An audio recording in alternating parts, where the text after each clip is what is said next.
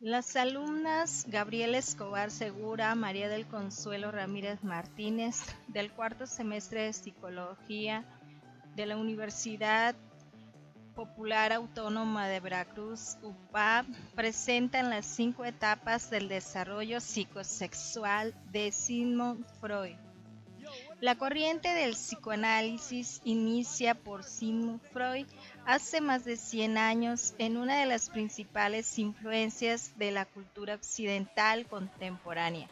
Si sus teorías sobre el funcionamiento del inconsciente han servido como influencia en muchas áreas de las humanidades y el arte, no es menos cierto que buena parte de sus planteamientos tienen que ver con la sexualidad humana. La sexualidad según Freud. Para Freud, la sexualidad humana es una de las principales vertientes de la energía vital que mueve el comportamiento del ser humano. Esta energía, a la que le puso el nombre de líbido, es la fuente de los impulsos que para el padre del psicoanálisis hacen que tendamos a ciertos objetivos a corto plazo y a la vez obligan otras instancias de nuestra psique a reprimir estas tendencias para no ponernos en peligro o no entrar en conflicto con el entorno en el que vivimos.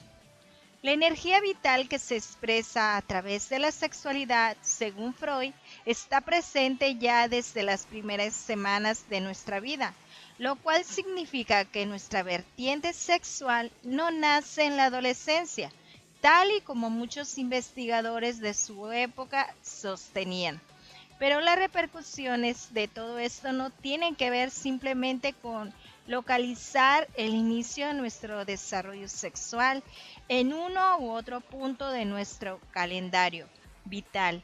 Tiene implicaciones profundas en el modo en el que Freud relacionaba nuestra personalidad con nuestra vertiente íntima, afectiva y basada en impulsos. El desarrollo del inconsciente. Una de las ideas esenciales detrás de la teoría del desarrollo psicosexual de Freud es que el modo en el que gestiona la satisfacción del líbido durante la infancia deja unas huellas en nuestro inconsciente que se harán notar durante la vida adulta. Así, los factores externos a un niño hacen que no pueda satisfacer estas tendencias tal y como se desearía. Por ejemplo, a causa de las reprimendas de sus padres, esta angustia se traduce en una fijación que tiene que ver con ideas relacionadas a una zona erógena en concreto, que no tiene que estar en el área genital. Para Freud, por tanto, en el desarrollo psicosexual interviene tanto la biología como la crianza. Las fases pulsionales del desarrollo psicosexual. Desde la teoría psicosexual del desarrollo de la personalidad, se entiende que la historia pasada de cada persona determina el modo en el que es modelada la relación de poder entre las estructuras inconscientes del individuo, por un lado, y las estructuras que luchan por no expresar estos elementos que pertenecen fuera de la conciencia, por el otro. Así, la manera de comportarse de una persona dependerá del modo en el que haya afrontado las diferentes etapas del desarrollo psicosexual y los retos característicos de cada fase. Etapa oral. La etapa oral ocupa aproximadamente los primeros 18 meses de vida y en ella aparecen los primeros intentos por satisfacer las demandas promovidas por la libido. En ella, la boca es la principal zona en la que se busca el placer. También es la boca una de las principales zonas del cuerpo a la hora de explorar el entorno y sus elementos. Y esto explicaría la propensión de los más pequeños a intentar morderlo todo. Etapa anal.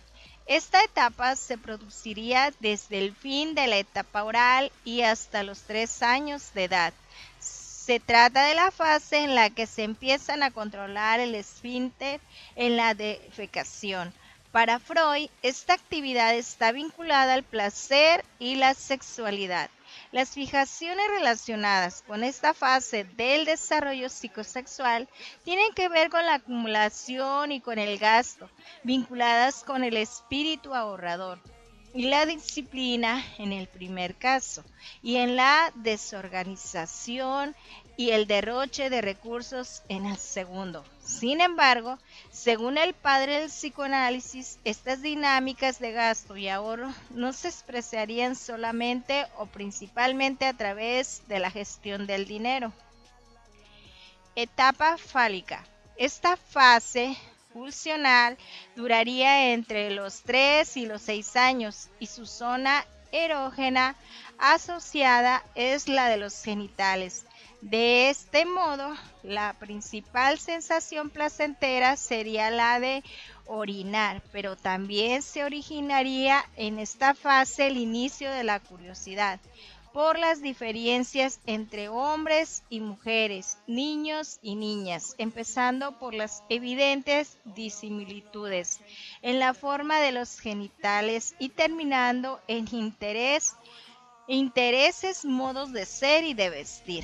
Freud relacionó esta fase con la aparición del complejo de Edipo, en el que los niños varones se sienten atracción hacia la persona que ejerce el rol de la madre y sienten celos y miedo hacia la persona que ejerce el rol de padre.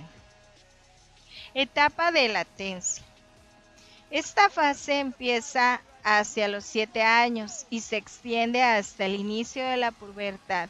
La etapa de latencia se caracteriza por no tener una zona erógena concreta asociada y, en general, por representar una congelación de las experimentaciones en materia de sexualidad por parte de los niños, en parte a causa de todos los castigos y amonestaciones recibidas. Es por eso que Freud cambia esta fase como una en la que la sexualidad queda más camuflada que en las anteriores. La etapa de la latencia ha estado asociada a la aparición del pudor y la vergüenza relacionada con la sexualidad. Etapa genital.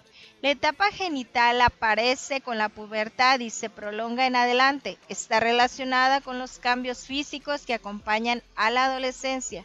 Además, en esta fase del desarrollo psicosexual, el deseo relacionado con lo sexual se vuelve tan intenso que no se puede reprimir con la misma eficacia que en etapas anteriores. La zona erógena relacionada con este momento vital vuelve a ser la de los genitales, pero a diferencia de lo que ocurre en la fase fálica, aquí ya se han desarrollado las competencias necesarias para expresar la sexualidad a través de vínculos de unión, de carácter más abstracto y simbólico que tienen que ver con el consenso y el apego con otras personas. Hasta aquí hemos descrito las 5 etapas de Sigmund Freud. Gracias.